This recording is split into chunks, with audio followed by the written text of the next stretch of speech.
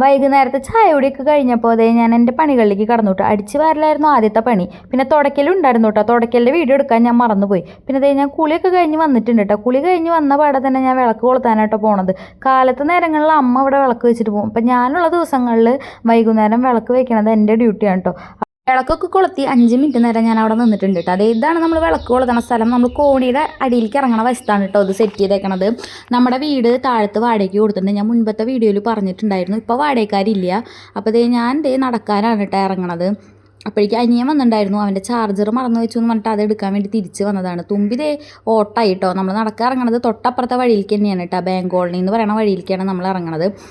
ഇതിൻ്റെ ഉള്ളിലത്തെ ഒരുവിധം എല്ലാ വീടുകളും ഒരേ പാറ്റേൺ ആണ് കേട്ടോ. ഒരേപോലത്തെ കട്ടകളൊക്കെ വെച്ചിട്ടാണ് ഈ വഴിയുടെ പ്രത്യേകത. അതാണ് കേട്ടോ. എല്ലാ വീടുകളും ഏകദേശം ഒരേപോലെയാണ് കേട്ടോ. ഇപ്പോൾ കുറേ വീടുകളൊക്കെ തേച്ചു കേട്ടോ.